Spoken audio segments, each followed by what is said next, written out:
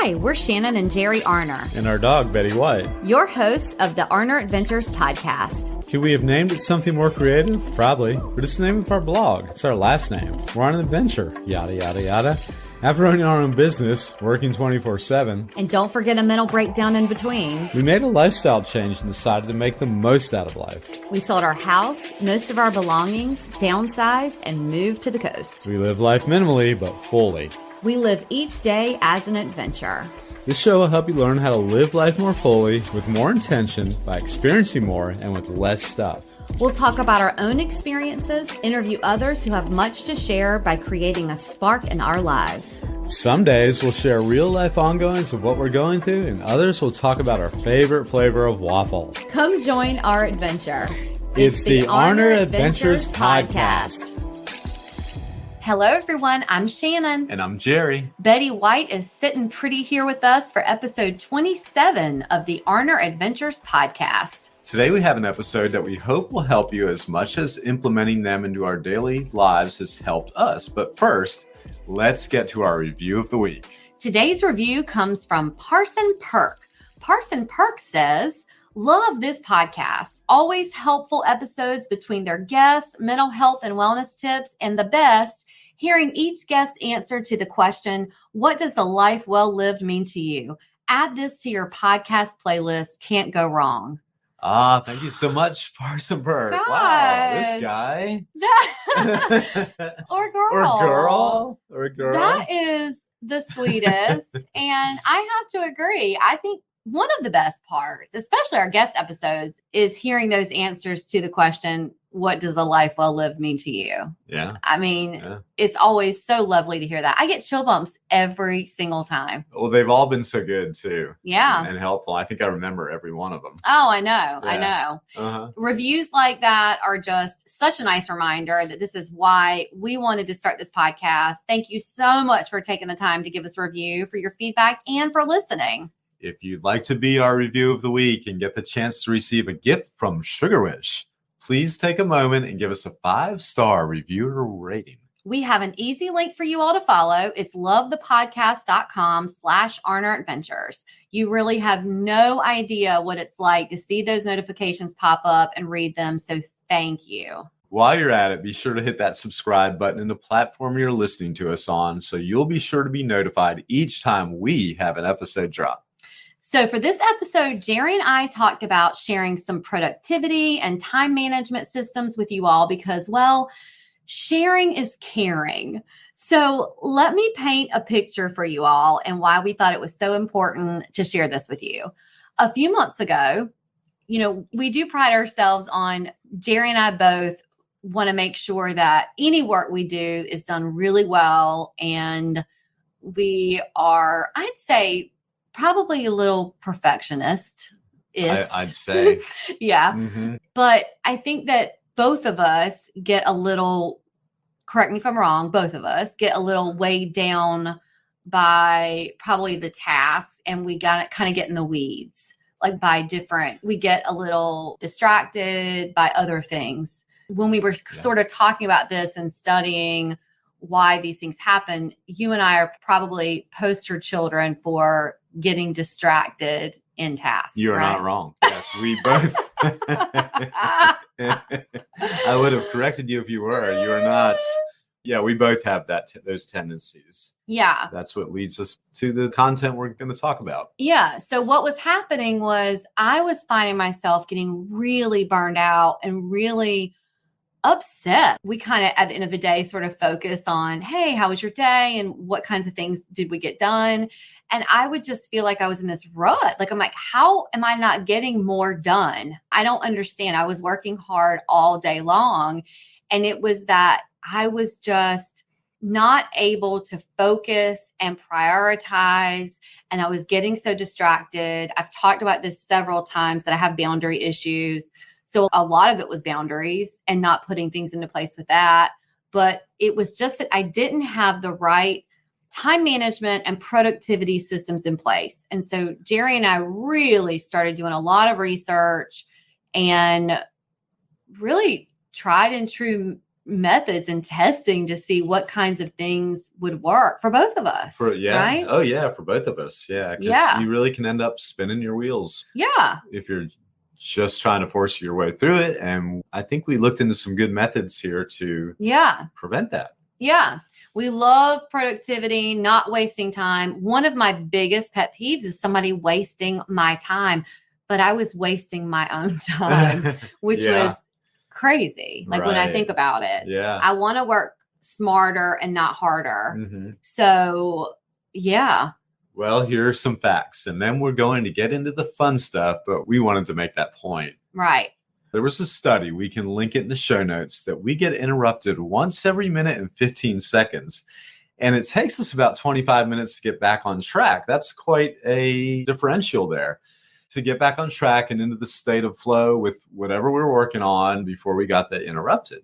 That's nuts. Yeah. Right? That's just pretty insane. And it's a good reason to look into some methods to try to prevent that. It's believable. It's believable. Well, yeah. If you think about the typical person, your phone goes off constantly. Yeah.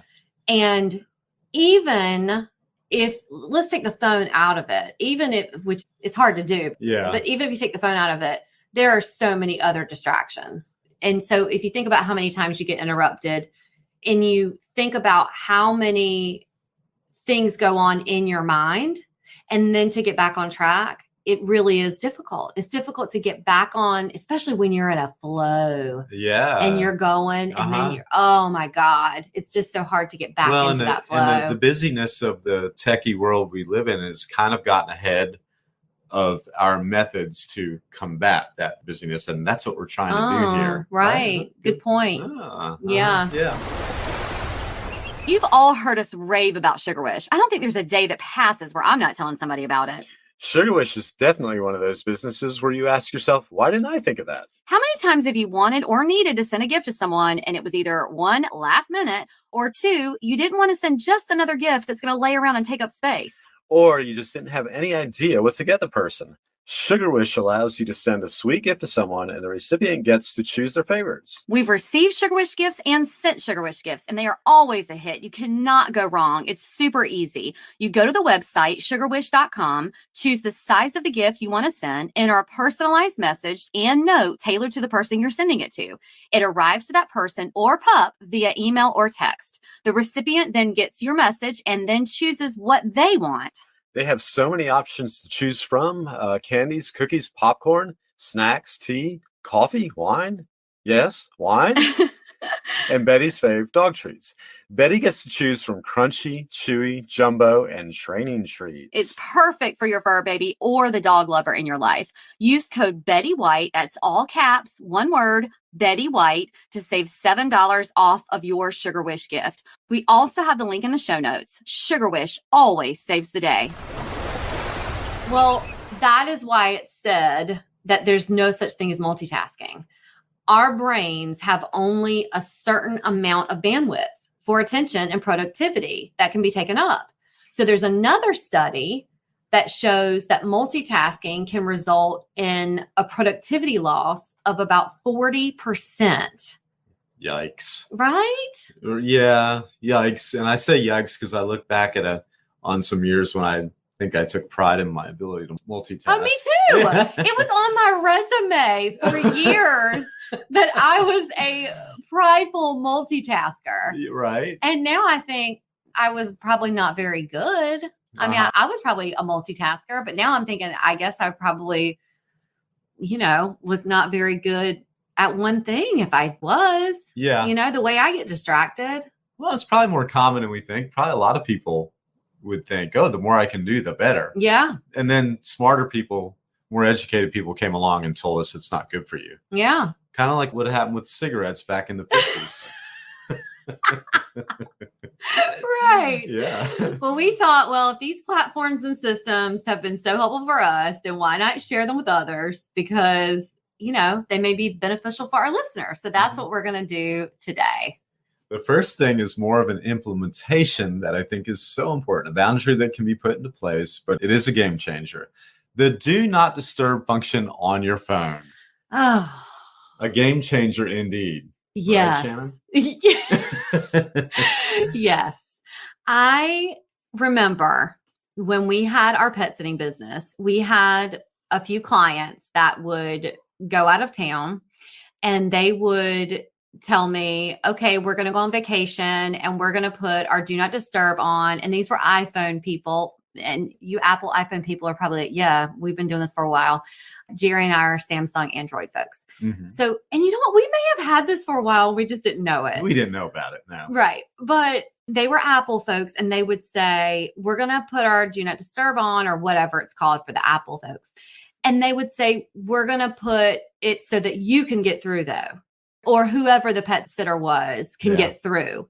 So if something's wrong, you can get through. And I thought, wow, that's really cool that you're not going to be able to be disturbed except for an emergency. Yeah. But I have never even looked into it. I just thought, oh, if I silence my phone, and I've talked about this on podcasts, that what I have done, if I'm working at home, I will silence my phone, and we have a nanny cam for Betty. Yeah. And I have said, oh, well, Jerry, in case of an emergency, Jerry can just get through the nanny cam, which is just ridiculous. Well, then I was like, I just have to look at something. And then we found that we actually do have the do not disturb function on our phone, and you can put it where certain people can get through. Indeed. Which I implemented. And I would say, if you're listening to this and you don't know about it, which we're probably just very late in the game and most people know about it. Probably. Yeah. But use it. If you have it, use it.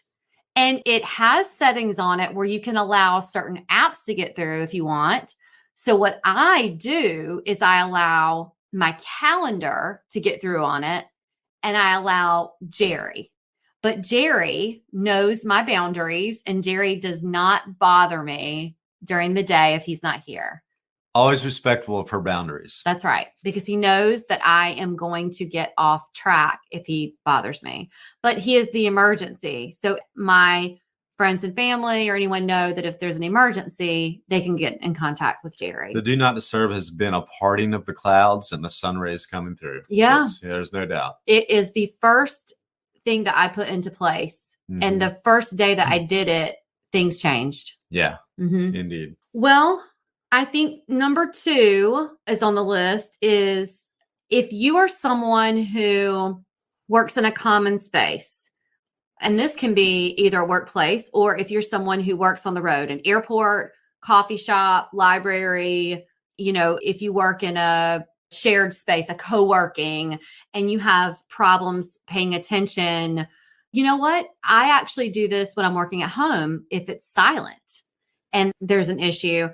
If I'm in a common space, I have my earbuds. But if I'm at home, I just put it, on my phone or my laptop. But I have music to shut out the noise or shut out the silence that has no words, like an instrumental music. Yeah, that's a good idea. And that probably depends on the person and how they listen to music. And I know for a fact that Shannon is a big lyric listener. She'll say, I like that, or what does that lyric mean? I'm like, oh, I was listening to the percussion in the background of the music. I tend to listen to the music more, but she does kind of listen to lyrics. So that would be distracting for her. For me, it might not be. It's like I guess it does depend on the person. Yeah, my mind just goes right to the music more so. So I would think, though, if you are somebody that is distracted by the words, maybe something like jazz would be better. I know I've heard people say that classical gets a little bit too complicated sometimes because there's a lot of notes. Yeah. Jazz tends to be not as notey. I'll tell you, I used to do classical for a long time, but I find that classical helps de-stress me and mellows me out. So I don't do as well when I need to focus and work as well. So what I have found, and I'll link it in the show notes, is there's a Spotify playlist. It's called Focus Flow. I'm sure there's a lot like it. It's sort of an up-tempo instrumental hip hop. It's like a lo-fi, which I am a big fan of. But of course, it has no words, but it's a little bit up. Yeah. But it's no words. It helps me to just, I don't know, stay really focused. Well, it's called Focus Flow. Maybe that's why. I just find it really great. And like I said, if I happen to need a change of scenery and I go to a coffee shop, and people are talking, which of course they are, I put my earbuds in and I listen to that and I shut it out, and it really helps. Yeah. So it's aptly named in your opinion. Yeah. In your perspective. Yeah. Yeah. The next thing we want to move on to is batch working and theme days, which has really come into play for us lately and done us a world of wonders in getting back to some things that needed a little pizzazz. And we found with the batch working, it really juiced up some things that we were working on before, but not batching. Yeah. And the batching kind of seemed to give it a flow because we were working on more of it at one time and we got in a nice little groove. Oh my gosh. That makes sense, right? Yes. Yeah. It's certain tasks and blocking it out. So, I mean, I say I learned this from Christina Galbato, but we know what it is. But I really picked up how productive it can be from Christina Galbato. So she has a podcast called Her Life by Design. She's a lifestyle blogger, online educator, but she talked about how productive this process had been for her. I'll link her in the show notes as well.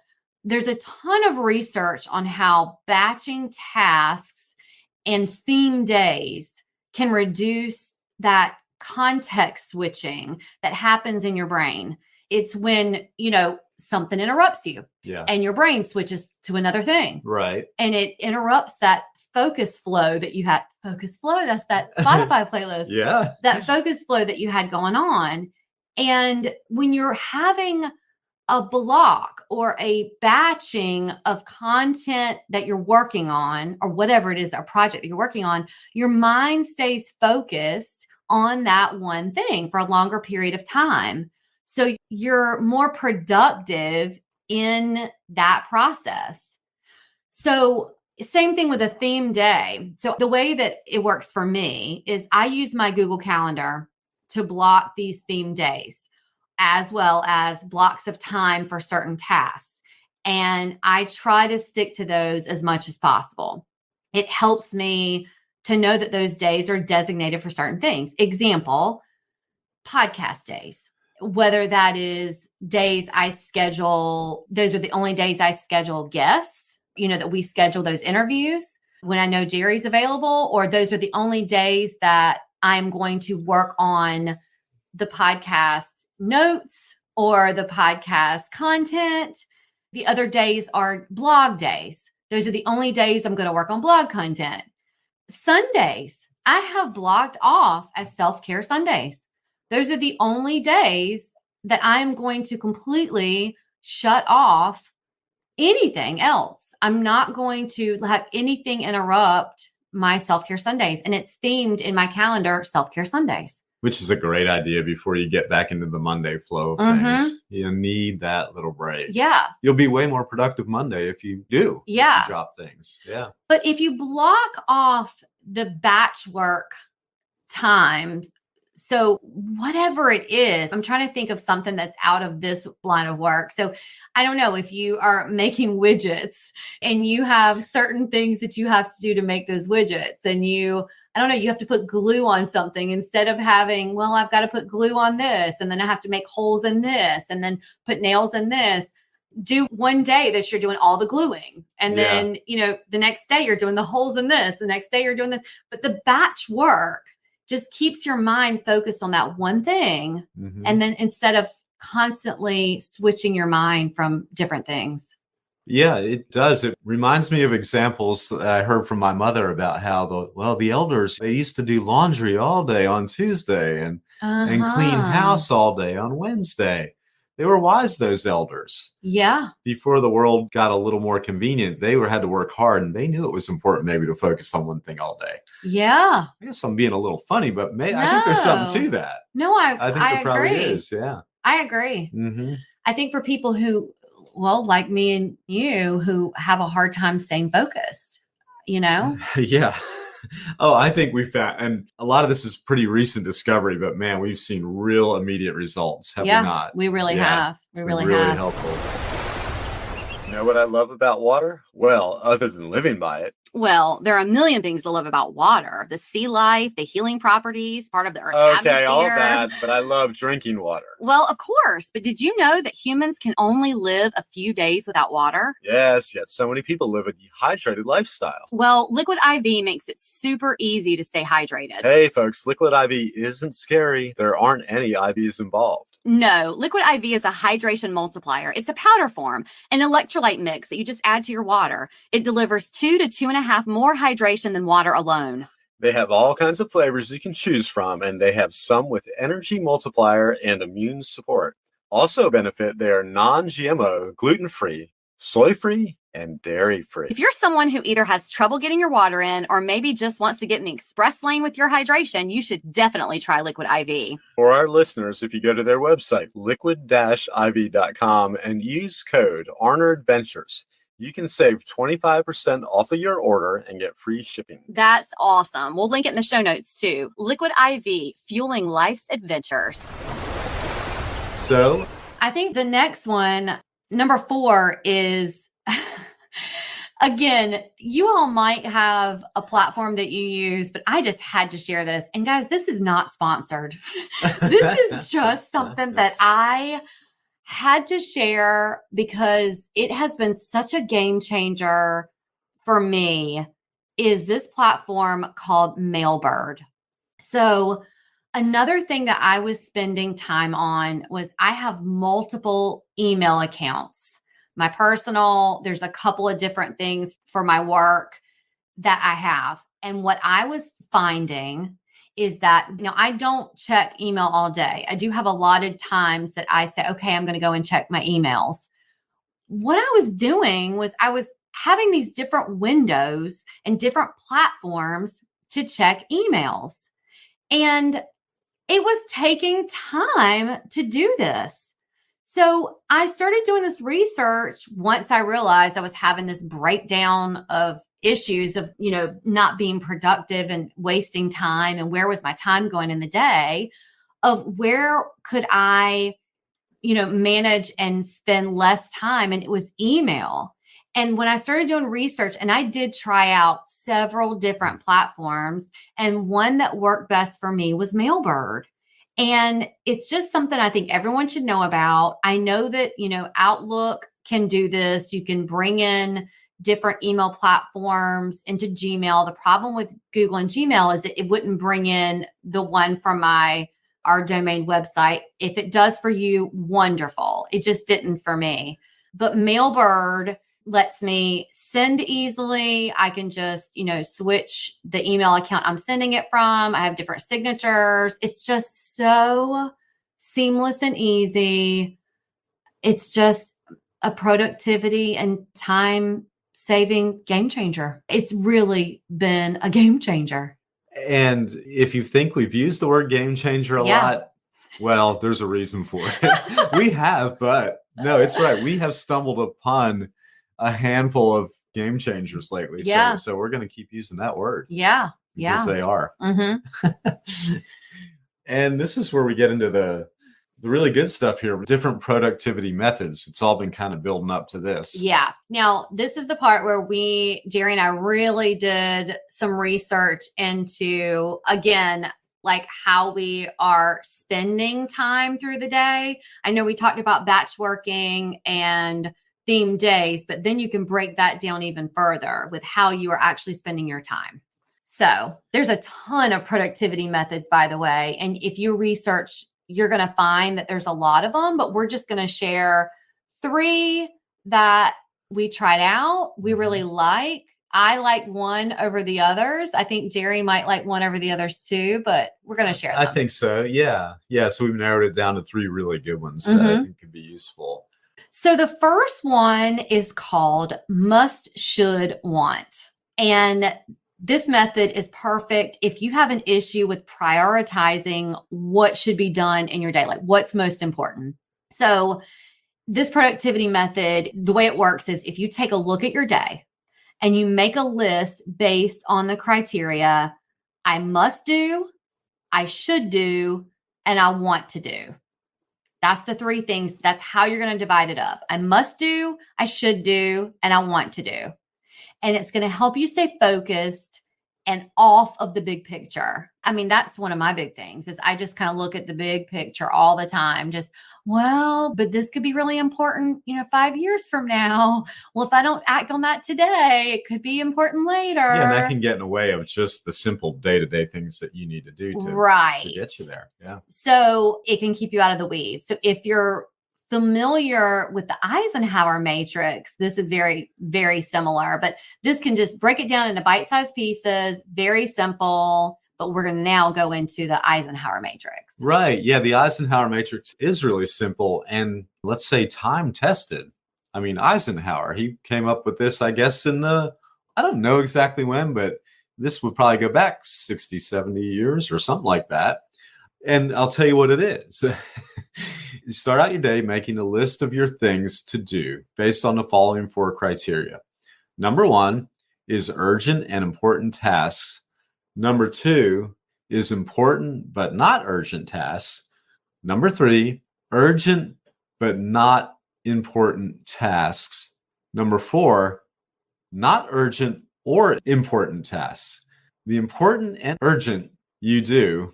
The important but not urgent you schedule. The urgent but not important, delegate it. Not urgent or important, delete it. I know that's a mouthful, folks. It is. And I remember when I was reading about this, it was so hard for me to comprehend. So then when I saw the matrix, like an actual block of it with the 4 blocks, I completely got it. It makes a lot more sense, especially for visual learners. Yes. So we will link it in the show notes.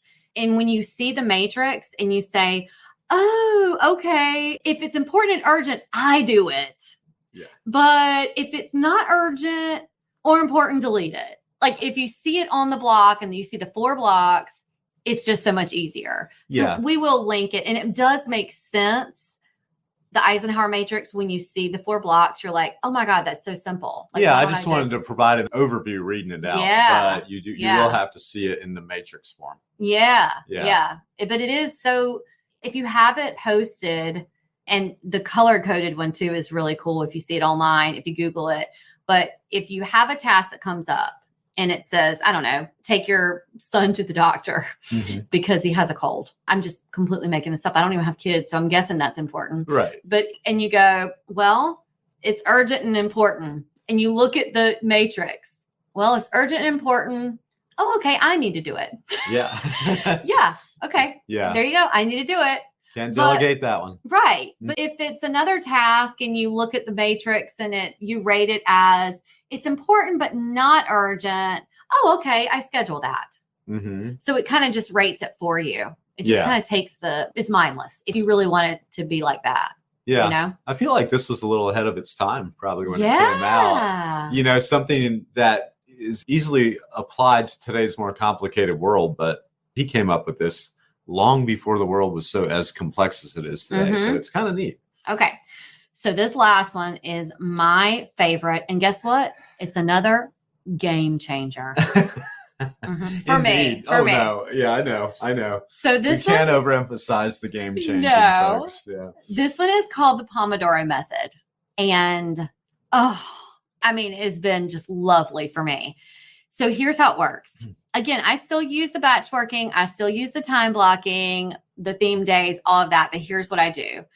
I look at my day ahead and I know what tasks I have to do.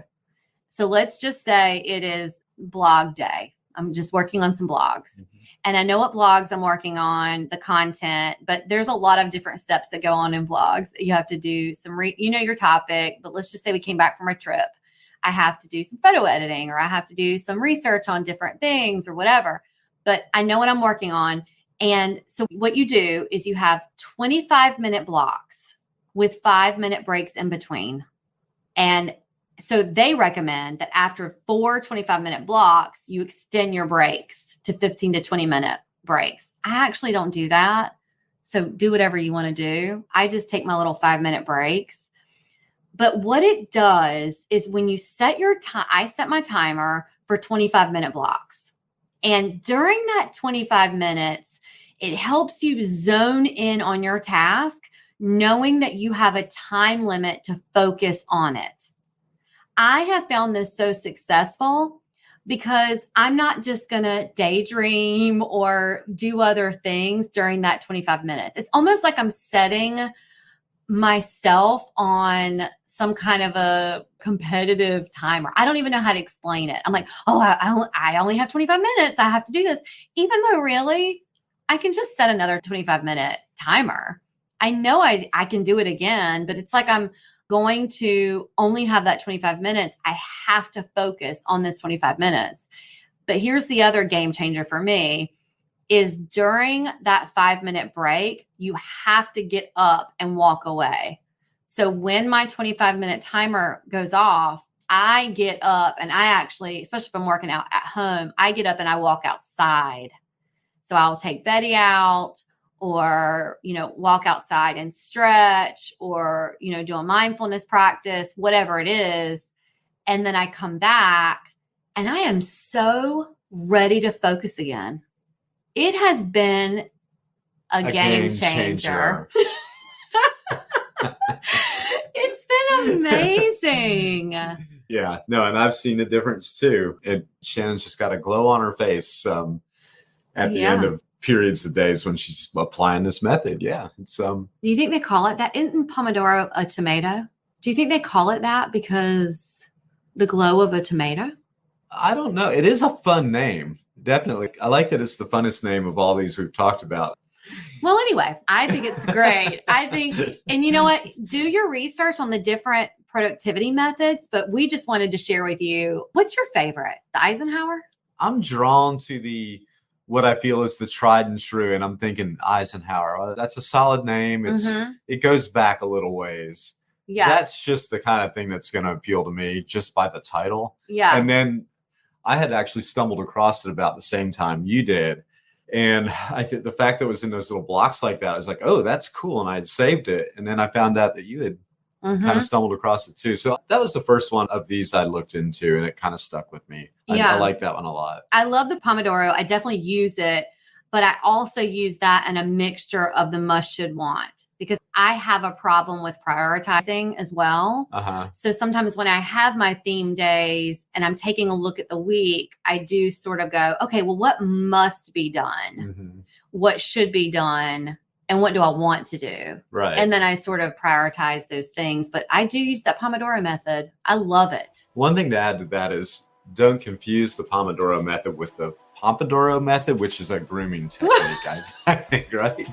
You could easily confuse those. It's Pomodoro. A hairstyle? Yeah. That's a grooming technique, and this is something a little different. Right. Yeah. Well, listen, if you have any other productivity methods that have been helpful to you, please share them with us. I mean, we are all about hearing them. We want to know about them. That's how we found out about these is we hear them from other people. We've researched them. We are all open ears. We want to know about them. We want to know what's worked for you. We want to hear anything that is working. Oh, yeah. Sharing is caring, folks. Sharing is caring. Share away. Indeed. As always, you can find us at arneradventures.com, on Instagram at arneradventures, also linked in the show notes. So until next time, enjoy the journey that you're on. We're wishing you lots of adventures. Bye.